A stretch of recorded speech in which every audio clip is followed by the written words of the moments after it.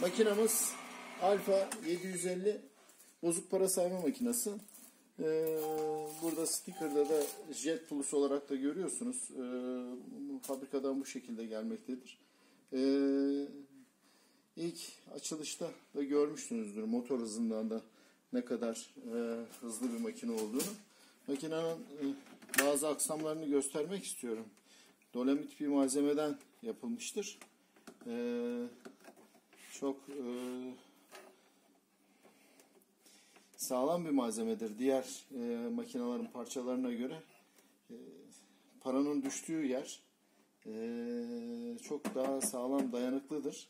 Diğer makinelerin parçalarını bildiğimiz için söylüyorum. Bu tür normalde bozuk para sayma makinelerini metal aksamlar olması gerekirken hep plastik makinelerden plastik olarak üretildiği için ucuz makineler. Bunların içerisinde en ideallerinden bir tanesi olduğu için bunu tanıtmak durumundayım sizlere. Sayım yaptıralım. Makinede 7 dijit net göstergesi, sayım göstergesi var. 3 tane de deste göstergesi var. 650 devrin hızında bir makine.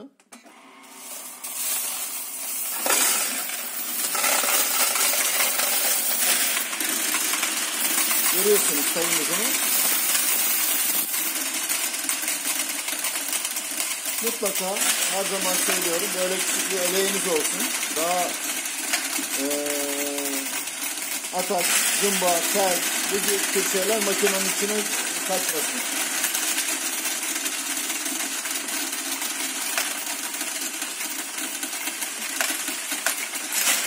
Kara kutuları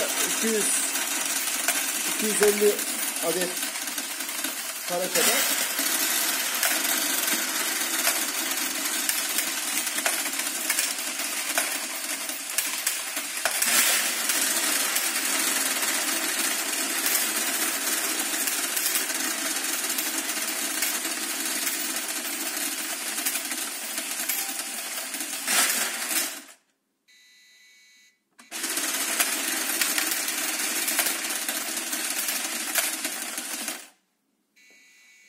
Yine deste olduğu zaman uyarı vermektedir. Sesli uyarı şeklinde.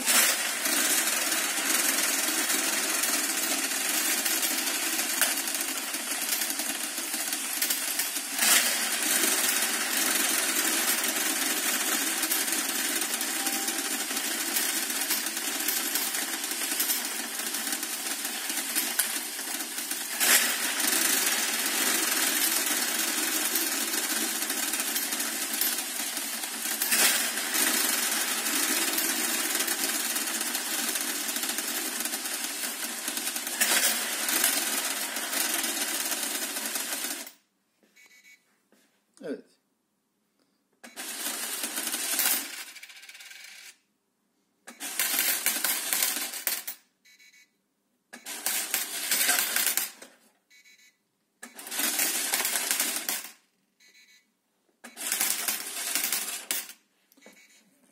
Dolu bir şeyimiz var.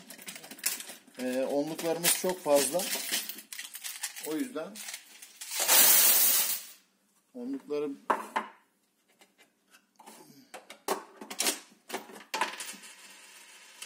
çok fazla onluk koymuşuz.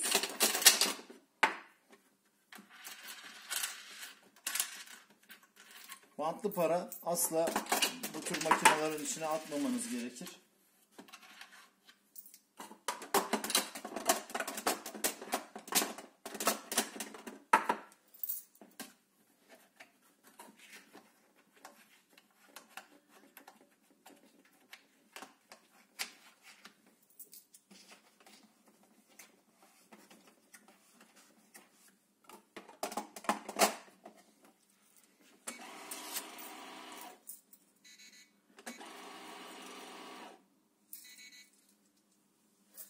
Mesleği bitirdi. Makinamız Alfa 750 bozuk para sayma makinesi. Dolomit malzemeden imal edilmiştir. Evet, 50 kuruşumuz çok az. Ama 10 kuruşumuz maşallah çok fazla. 1 liramız çok az.